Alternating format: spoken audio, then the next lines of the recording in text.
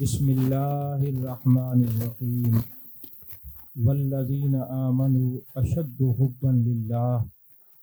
صدق اللہ العظیم وصدق رسولہ النبی الکریم الامین ان اللہ وملائکتہ یصلون علی النبی یا ایہا الذین آمنوا صلوا علیہ وسلموا تسلیما اللہم صلی علی سیدنا و مولانا محمد وعلی آل سیدنا و مولانا محمد وبارک وسلم وصلی علیہ الصلاۃ والسلام علیک یا رسول اللہ الصلاۃ والسلام علیک یا حبیب اللہ الصلاۃ والسلام علیک یا نبی اللہ الصلاۃ والسلام علیک یا خیر خلق اللہ۔ تمام تعریفیں اللہ تبارک و تعالیٰ کے لیے جو خالق کائنات بھی ہے، مالک شش جہات بھی، جو احد بھی ہے، صمد بھی ہے، جس کی شان لم یلد بھی ہے ولم یولد بھی۔ لا تعداد ہدیہ درود و سلام بارگاہ سید الانام، شفیع رحمت، والی امت، شاہ خوباں، جان جانا، شہنشاہ حسینہ، سید سروراں، سیاہ لامکاں، تتمہ دوراں، سرخیل زہرہ جمالا، رازدان ما اوہا، شاہد ما تغا، صاحب علم نشرہ، معصوم آمنہ، احمد مجتبیٰ، حضرت محمد مصطفیٰ صلی اللہ علیہ وآلہ وصحبہ وبارک وسلم کی دربار ناز میں اپنی عقیدتوں، ارادتوں، محبتوں کا خراج پیش کرنے کے بعد میرے انتہائی واجب الاحترام، میرے کرم فرما خطیب ملت اسلامیہ حضرت علامہ مولانا حافظ فاروق خان سعیدی صاحب دامت برکاتہ العالیہ بڑا خوبصورت پرمغز خطاب فرما رہے تھے۔ اب تو یہ اس علم کے درجے پر ہیں کہ ان کا کہنا، ان کا فرمانا ملفوظات ہے، یعنی ہم سب ان کی ملفوظات اور مقالات کو سن رہے تھے۔ اور میرے انتہائی واجب الاحترام حسن محفل، صدر محفل جناب صاحبزادہ محمد رکن الدین قادری صاحب دامت برکاتہم العالیہ، اگرچہ حضرت سے میرا بڑا پرانا تعلق بھی ہے، تعارف بھی ہے، سٹیج پر میرے دائیں بائیں بڑے بڑے علماء اور خطباء تشریف فرما ہیں، تو سٹیج پر جلوہ گر میرے انتہائی واجب الاحترام حضرت علامہ مولانا ڈاکٹر ارشد بلوچ صاحب تشریف فرما ہیں، اور حضرت علامہ مولانا قاضی بشیر احمد صاحب۔ عزیزان محترم، میرے انتہائی واجب الاحترام حضرت علامہ مولانا مرزا ارشد القادری صاحب میرے بہترین دوست ہیں، اور میں جب بھی ان کو دیکھتا ہوں ان کی حمیت اور غیرت کو دیکھ کے میری طبیعت حشاش بشاش ہو جاتی۔ عزیزان محترم، اس کے علاوہ جتنے بھی میرے انتہائی واجب الاحترام جناب صوفی سجاد علی حامدی صاحب ہیں، یہ جہاں بھی مجھے نظر آتے ہیں ان کا چہرہ جو ہے وہ کھلتا اور مسکراتا ہوا نظر آتا ہے۔ اور پھر جناب میرے انتہائی واجب الاحترام ڈاکٹر شاہوار مصطفیٰ اویسی صاحب، ان سے بھی میرا پرانا تعلق ہے، کیونکہ ان سے ہم نے بہت کچھ سیکھا ہے۔ اور بعض معاملات میں ایسا ہے کہ یعنی طب کے حوالے سے، ہومیوپیتھک کے حوالے سے دو چار ایسے مریض آئے جن کو ڈاکٹر نے لا علاج قرار دیا، تو میں نے ان سے مشورہ کیا کہ ان پر کون سی دوائی دینی چاہیے۔ انہوں نے جو بتایا اللہ نے ان کو شفائے کاملہ عطا فرمائی۔ اور پھر جناب والا یہاں پر بڑے ماہر قانون دان جناب محمد وسیم ممتاز صاحب اور جناب محمد فہیم ممتاز صاحب، یہ بھی تشریف فرما ہے۔ ان کی بھی مسلکی خدمت اور اپنے پیر خانے سے وفا کو دیکھ کے دل باغ باغ ہو جاتا ہے۔ اور ابھی صاحبزادہ صاحب جو گفتگو فرما رہے تھے، میں اندر بیٹھ کے کافی ساری میں نے سنی ہے، بڑی خوبصورت گفتگو فرما رہے تھے، جس میں ایک جملہ مجھے بڑا لذت دے رہا تھا کہ اولیاء کی محبت یہ تحریک عرشی ہے، فرشی نہیں۔ بغض ولی کی تحریک فرشی ہے، محبت ولی کی تحریک عرشی ہے۔ اور پھر ایک انہی کے جملے میں ایک جملہ میں بھی ایڈ کرتا جاؤں کہ محبت ولی کی جس طرح فرما رہے تھے اللہ فرماتے یا جبریل انی احب فلانا فاحبہ۔ تو اب یہ آپ غور کریں کہ محبت ولی جو ہے یہ عرشیوں کے نصاب میں بھی ہے، فرشیوں کے نصاب میں بھی ہے۔ عرشیوں کے نصاب میں پہلے ہے، فرشیوں کے نصاب میں بعد میں ہے۔ تو یاد رکھیں اولیاء، اصفیاء، ازکیاء، نوکبا، نوجبا، کاملین، واصلین، رادین، مردین، جب تک یہ دنیا میں ہیں اس وقت تک دنیا قائم ہے۔ جب ان کا وجود مسعود ختم ہوگا دنیا بھی ختم ہو جائے گی۔ اور یاد رکھیں کہ جب میں کافی عرصہ پہلے طالب علمی کا زمانہ تھا تو اس جگہ غیرت اور حمیت کے قصے سنا کرتا تھا۔ حضرت علامہ قاری حبیب الرحمن قادری صاحب رحمۃ اللہ علیہ، ان کی مسلکی غیرت، مسلکی حمیت میں نے کافی قصے سنے علماء سے۔ اور یاد رکھیں میرے استاد مکرم شیخ القرآن بیہقی وقت مناظر الاسلام، بلکہ حضور غزالی زماں فرماتے تھے سلطان المناظرین، حضرت علامہ مولانا مفتی منظور احمد فیضی صاحب رحمۃ اللہ علیہ، مجھے یہ فخر ہے کہ میں ان کا ایک ادنا سا شاگرد ہوں۔ تو وہ ایک حدیث پاک اور ایک روایت بیان کرتے تھے، میں آپ کے سامنے آپ کے گوش گزار کر کے پھر میں جتنا ٹائم بچے گا پھر گفتگو کروں گا۔ آپ ایک حدیث پاک بیان فرماتے تھے، حضرت عبداللہ بن عباس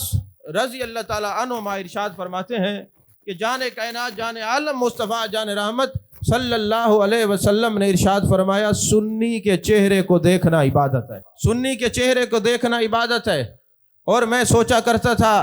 کہ سنی کے چہرے کو دیکھنا عبادت ہے، محبوب علیہ السلام جو فرما دیں، فرمودات مصطفی کے اندر سوچنا نہیں چاہیے، ہر بات میں حکمت ہوتی ہے۔ اور چونکہ استاد صاحب جب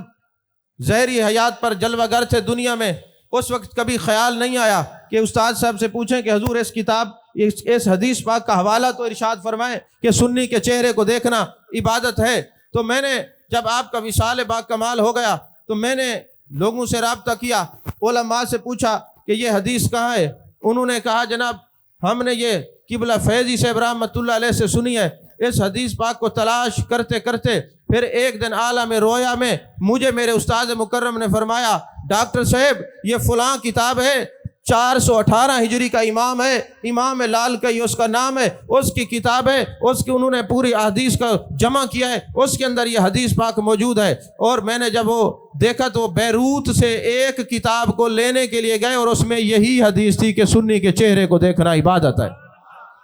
سنی کے چہرے کو دیکھنا عبادت ہے۔ اور اس وقت یہ جس دور میں ہم جی رہے ہیں یہ سنی ڈھونڈ کے ملتے ہیں، اور آپ دیکھیں گے سنی کہتے کس کو ہیں؟ ادب رسول کا نام سنیت ہے، محبت رسول کا نام سنیت ہے۔ اور پھر یاد رکھیں ایک محدث ہیں جن کا نام ہے ابو نصر سائغ، ایک ہے ابو نصر سراج، یہ دونوں محدثین ہیں، انہوں نے حدیث پر بڑا کام کیا ہے۔ حضرت ابو نصر سائغ رحمۃ اللہ علیہ ساری زندگی آپ نے لوگوں کو حدیث مبارکہ پڑھائی ہے، ساری زندگی محبوب علیہ السلام کے دین کی خدمت کی ہے۔ سنیے یہ سنو اس واقعے کو امام لال کئی 418 ہجری میں اس کتاب کے اندر بیان کرتے ہیں۔ اس واقعے کو حضرت امام جلال الدین سیوطی بیان کرتے ہیں، اس واقعے کو امام قرطبی بیان کرتے ہیں، اور اس واقعے کو جناب علامہ عبد الغنی نابلوسی بیان کرتے ہیں۔ فرماتے ہیں حضرت ابو نصر سائغ رحمۃ اللہ علیہ ایک قبرستان میں جاتے ہیں، اور جا کر قبر کے اوپر آپ دیکھتے ہیں جنازے کی تدفین ہوتی ہے، اور جب آخری اینٹیں بند کرنے لگتے ہیں، جب اینٹیں بند قبر کی جناب والا وہ سوراخ کو بند کرتے ہیں تو حضرت ابو نصر سائغ دیکھتے ہیں کہ 2 بندے وہاں پہ بیٹھے ہوئے ہیں، انہوں نے کفن پہنا ہوا ہے۔ حضرت ابو نصر سائغ رحمۃ اللہ علیہ فرماتے ہیں میں نے کہا لوگوں قبر بند نہ کرنا، اندر 2 زندہ بندے بیٹھے ہیں۔ لوگوں نے کہا حضرت ہمیں نظر نہیں آ رہے، آپ کی نگاہ کام کر رہی ہے، آپ کو نظر آ رہا ہوگا۔ ہم نے کہا جی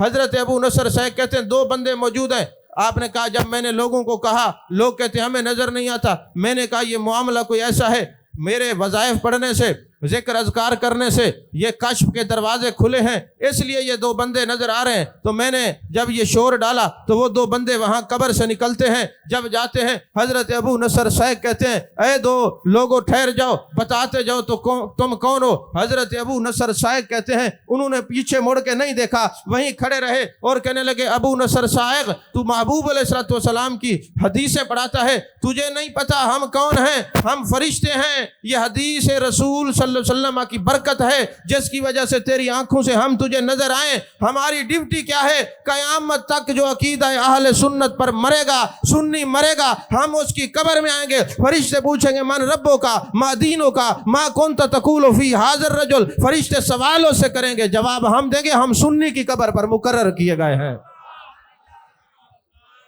توجہ ہے کہ نہیں؟ ہم سنی کی قبر پر مقرر کیے گئے ہیں۔ یاد رکھیں اللہ نے قرآن میں فرمایا انما یخشی اللہ من عبادہ العلماء، تو حضرت قاری حبیب الرحمن قادری صاحب ان لوگوں میں ہیں جن میں حمیت بھی ہے، غیرت بھی ہے، مسلکی محبت بھی ہے، مسلکی قربانی دینے کی جناب والا ہر وقت آپ جو ہے نا سرشار رہتے تھے۔ اور یاد رکھیں حضرت سفیان ثوری نے فرمایا انما یخشی اللہ من عبادہ العلماء، عالم وہ ہوتا ہے جو اللہ سے ڈرنے والا ہوتا ہے۔ عالم کا علم دیکھنا ہو تو دیکھو اس میں خشیت کتنی ہے، خشیت دیکھنی ہو تو عمل کتنا ہے، عمل دیکھنا ہو تو محبت رسول کتنی ہے، ادب کتنا ہے۔ کہا جب یہ ساری چیزیں کسی عالم کو مل جاتی ہیں پھر اللہ اس کے سر پہ کرامت کا تاج رکھ دیتا ہے، وہ پھر مر کے بھی امر ہو جاتا ہے۔ لوگ کہتے ہیں مر گیا مگر قبر اس کی قیامت تک زندہ رہتی ہے جس میں حمیت غیرت موجود ہوتی ہے، حمیت و غیرت جس میں موجود ہوتی ہے۔ تو عزیزان محترم وجہ کیا ہے؟ حدیث پاک میں نے آپ کے سامنے پیش کی کہ سنی وہ ہوتا ہے جس کے چہرے کو دیکھنا عبادت ہے۔ اور یاد رکھیں حضور داتا علی حجویری رحمۃ اللہ علیہ فرماتے ہیں یہ جو تصوف کی دنیا ہے نا، التصوف حقیقت ولا رسم، تصوف ایک حقیقت کا نام ہے، یہ کسی رسم کا نام نہیں ہے۔ اور حقیقت کیا ہے؟ لا یملک شیئا حتی نفسہ، جو صوفی ہوتا ہے وہ اپنا آپ نہیں سمجھتا، اپنا آپ بھی حتیٰ کہ اپنی جان بھی اپنے یار کی سمجھتا ہے۔ اور داتا علی حجویری رحمۃ اللہ علیہ لا یملک شیئا حتی نفسہ، حدیث اس کی تصوف کی تعریف لکھتے ہوئے، اس عربی کا جملہ لکھتے ہوئے، ڈیفینیشن آف تصوف بیان کرتے ہوئے اس میں ایک مثال دیتے ہیں، کہتے صوفی وہ ہوتا ہے جو اپنی جان بھی اپنی نہیں سمجھتا، اپنے یار کی سمجھتا ہے۔ ذرے کو بحر قطرے کو دریا بنا دیا، تیرے کرم نے مجھ کو کیا سے کیا بنا دیا، سر جو میں نے دیا تو یہ تیری ہی تھی عطا، شرمندگی تو یہ ہے کہ میں نے کیا کیا۔ اپنا سب کچھ اپنے یار کا سمجھتا ہے۔ تو فرماتے ہیں ایک دن ایسا ہوا حضرت جنید بغدادی قدس سیر العزیز بیمار تھے، حضرت ابو نصر خلدی رحمت اللہ علیہ ان کی خدمت میں جاتے ہیں اور کہتے ہیں حضرت بڑے بیمار ہیں، آپ اپنے لیے بھی کوئی دعا کیا کریں، اپنے لیے بھی دعا کریں، آپ کی طبیعت ٹھیک نہیں ہے، بیمار ہیں۔ تو حضرت جنید بغدادی رحمت اللہ علیہ نے ٹھنڈا سانس لیا، فرمایا ہاں مجھے تکلیف بہت ہے۔ ایک دن میں نے بھی اپنے یار کی بارگاہ میں عرض کی میرے مالک مجھے شفائے کاملہ عاجلہ دائمہ دوامہ مستمر عطا فرما۔ ہاتف غیبی سے آواز آئی جنید تم نے تصوف نہیں پڑھا، لا یملک شیئا حتی نفسہ، یہ تو اپنی جان نہیں ہوتی، یہ تو مالک کی ہوتی ہے، یہ اب تیری جان رہی نہیں، کیونکہ تجھے تصوف کا امام مانا جاتا ہے۔ خبردار اپنے لیے شفا نہ مانگنا، کیونکہ یہ تیرا جسم نہیں ہماری ملکیت ہے، چاہے ہم اس کو بیمار رکھیں یا تندرست رکھیں، تو نے خاموش رہنا ہے۔ سرے تسلیم خم ہے جو مزاج یار میں آئے، تو نے خاموش رہنا ہے، تو نے نہیں بولنا، تو نے خاموش رہنا ہے۔ کہتے میں خاموش ہو گیا، پھر ایک دن آواز آتی ہے اے جنید سن لے، جو اپنا آپ اپنا نہ سمجھے اپنے یار کا سمجھے، حقیقت میں وہی میرا بندہ ہوا کرتا ہے، حقیقت میں وہ صوفی ہوا کرتا ہے، وہی تصوف کو ماننے والا ہوتا ہے۔ یاد رکھیں طریقت شریعت سے جدا نہیں ہے، ہم ایسی طریقت کو نہیں مانتے جو شریعت سے جدا ہو، طریقت شریعت سے جدا نہیں ہے، شریعت عین طریقت ہے اور طریقت عین شریعت ہے۔ آپ یاد رکھیں شریعت ضابطے کا نام ہے، طریقت رابطے کا نام ہے، شریعت دستور کا نام ہے، طریقت منشور کا نام ہے، اور شریعت نور کا نام ہے۔ طریقت حضور کا نام ہے، شریعت پھول کا نام ہے، طریقت خوشبو کا نام ہے، شریعت ایمان کا نام ہے، طریقت احسان کا نام ہے، شریعت کال کا نام ہے، طریقت حال کا نام ہے۔ ارے حال احوال مصطفیٰ کو طریقت کہتے ہیں اور قال مصطفیٰ کو شریعت کہتے ہیں۔ اپنی جان بھی اپنی نہیں سمجھنی۔ حضرت ابو حمزہ خراسانی رحمۃ اللہ علیہ وہ صوفی ہیں، فرماتے جب ہم نے تصوف پڑھا لا یملک شیئا حتی نفسہ، یہ راز ہم پر کھلا، ہم نے کہا آج جو بھی ہوگا اپنے مالک سے مانگیں گے، کسی اور سے سوال نہیں کرنا۔ اور اس بات کو علامہ اسماعیل حقی نے روح البیان میں لکھا ہے، حضرت امام کشیری نے رسالہ کشیریہ میں لکھا ہے، حضرت داتا علی حجویری رحمۃ اللہ علیہ نے کشف المعجوب میں لکھا ہے، فرماتے ابو حمزہ خراسانی کہتے ہیں ہم اپنی جان اپنی نہیں سمجھتے، اے مالک یہ تیری ہے، یہی حقیقی تصوف ہے، آج کے بعد کچھ بھی ہو جائے میں کسی بندے کو نہیں کہوں گا میری مدد کرو۔ ظاہر سی بات ہے یہاں قانون دان بھی بیٹھے ہیں، جہاں کوئی دعویٰ ہوتا ہے پھر اس پر دلائل بھی شرط ہوتے ہیں، جب کوئی دعویٰ کرتا ہے تو دلیل دینا لازم ہوتا ہے، اور پھر امتحان بھی ہوتے ہیں، آزمائشیں بھی ہوتی ہیں۔ تو حضرت ابو حمزہ خراسانی رحمۃ اللہ علیہ کہتے ہیں جب میں نے یہ کہہ دیا، اتفاق یہ تھا کہ میں ایک راستے پہ جا رہا تھا، راستے میں ایک کنواں آیا، میں اس کنویں میں گر گیا۔ اب جب کنویں میں گرا نا تو میرے نفس نے کہا ابو حمزہ خراسانی حقیقی صوفی بنتا ہے، اب نکلنا کنویں سے تجھے پتہ چلے۔ اب چونکہ کنواں اتنا گہرا تھا میں وہاں سے نکل نہیں سکتا تھا، تو میں نے جناب والا دل میں سوچا کہ میں آواز تو لوگوں ادھر سے کوئی گزرے تو مجھے کنویں سے نکالو۔ پھر میرے دل نے کہا نہیں ابھی پڑھا ہے لا یملک شیئا حتی نفسہ، ابھی دعویٰ کیا ہے، اب کسی کو مدد کے لیے نہیں پکارنا۔ کہتے میں نے دل میں سوچا، ابھی تھوڑی وقت گزری، وہاں سے قافلہ گزرا، انہوں نے دیکھا یہ کنواں راستے میں ہے، ایسا نہ ہو کوئی مسافر گر جائے، لکڑیاں کاٹتے ہیں، ٹہنیاں کاٹ کے نا اس کے اوپر ڈال کے اوپر سے لپائی کر دیتے ہیں تاکہ کوئی بندہ اس کے اندر گر نہ جائے۔ حضرت ابو حمزہ خراسانی رحمۃ اللہ علیہ فرماتے ہیں ابھی میں نے کہا لوگوں دل میں سوچا کہ ان کو کہوں مجھے کنویں سے نکالو، پھر کہا نہیں آج دیکھتا ہوں، میں نے اپنا آپ یار کے ملک میں دے دیا، دیکھتا ہوں یار بچاتا کیسے ہے۔ یہ ہے یعنی عالم تیقن پر فائز ہونا، اور یہ صوفی فائز ہو سکتا ہے، خام خیال صوفی کا کام نہیں ہے۔ جیسا کہ مولانا روم نے فرمایا خام خیال صوفی تھا، وہ صبح اٹھتا اللہ اللہ اللہ، شام کو اٹھتا اللہ اللہ، ضربیں لگاتا۔ ایک دن شیطان آیا، اس نے کہا یہ جو تو اللہ اللہ کرتا ہے تو تجھے وہ جواب دیتا ہے۔ خام خیال تھا، پختہ نہیں تھا، اس نے کہا بات تو اس کی ٹھیک ہے، اس نے اللہ اللہ کا ذکر کرنا چھوڑ دیا۔ حضرت خضر علیہ السلام کو مالک نے بھیجا، جا میرے اس بندے کو کہے اللہ اللہ کیا کر، اگر وہ کہے کہ ابھی میں اللہ اللہ کرتا ہوں مجھے جواب تو ملتا نہیں، تو اس کو کہنا جو تو پہلی دفعہ زبان سے اللہ نکالتا ہے یہ تیری طرف سے ہوتا ہے، جب دوبارہ اللہ نکالتا ہے یہ میری طرف سے جواب ہوا کرتا ہے۔ جب ایک کوئی نماز پڑھتا ہے اور اگلی نماز پہ اس کا دل کرتا ہے نماز پڑھنے کو، تو اس کو مبارک ہو، اس کی پچھلی نماز قبول ہوئی ہے تو پھر یار نے مصلی پہ بلایا ہے۔ تو یہ قبولیت کے لیے بھی صوفیاء نے لکھا ہے جب کوئی عمل قبول ہوتا ہے پھر اگلا عمل کیا جاتا ہے، تو اب جو خام خیال ہوتے ہیں ان کا عجیب خیال ہوتا ہے،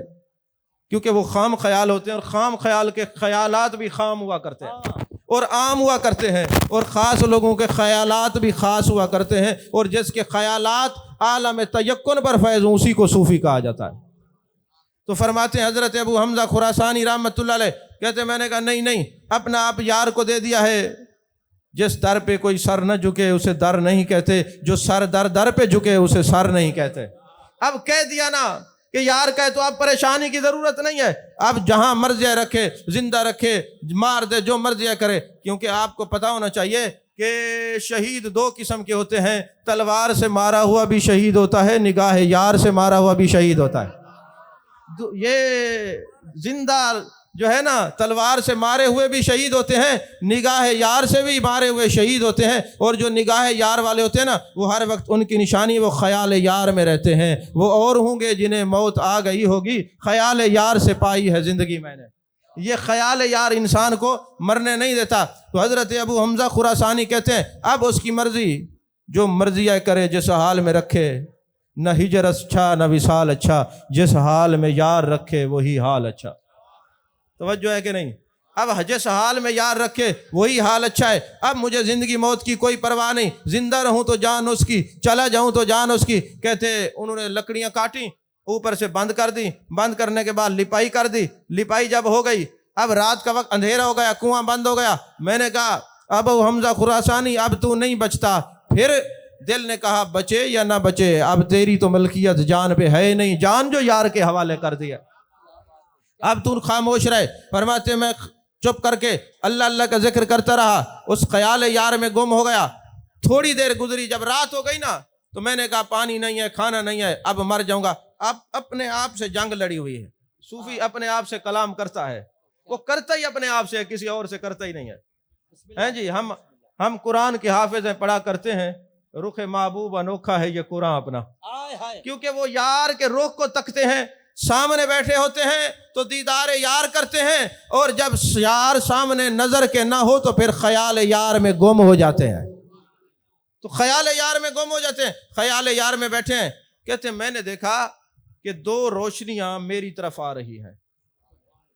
اور میں حیران ہوا کہ یہ روشنی کس بات کی؟ جوں میں روشنی کو دیکھتا گیا وہ روشنی میرے قریب آتی گئی۔ کہتے پھر میں نے دیکھا وہ روشنی نہیں تھی، وہ بہت بڑا خطرناک اژدہا تھا اور طاقتور اژدہا تھا۔ میں نے کہا پہلے جان کو کہہ رہا تھا، سوچ رہا تھا، اب نکلتا ہے یہ جان نکالنے والا یہ آلہ بھی موجود ہو گیا ہے یہاں پہ۔ تو میں نے کہا کوئی بات نہیں، جس حال میں رکھے،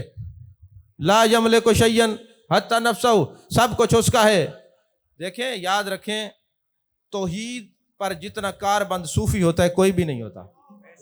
یاد رکھیں۔ توحید پر کوئی کہنا میں مواعظ ہوں تو اسے پوچھو یہ بتاؤ منشا توحید کیا ہوتا ہے،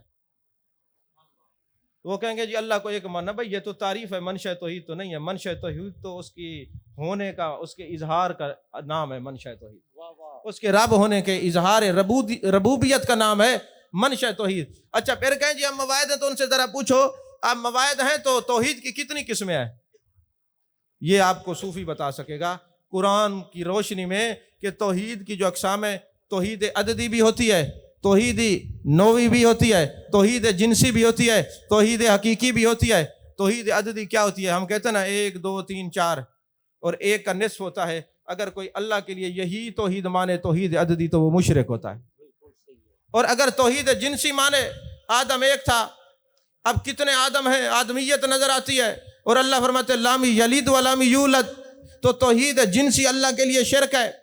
اور توحید نوعی، بنی نوع انسان، یہ جو نوع ہے یہ حادث ہے، اس کی ذات قدیم ہے۔ اب اللہ کے لیے نہ توحید عددی ہے، نہ توحید نوعی ہے، نہ توحید جنسی ہے، اللہ کے لیے توحید حقیقی ہے۔ اور توحید حقیقی کی تعریف یہ ہے کہ جو اپنے ایک ہونے میں کسی کا محتاج نہ ہو، وہ واحد حقیقی ہے، وہ اللہ جل مجدہ الکریم ہے۔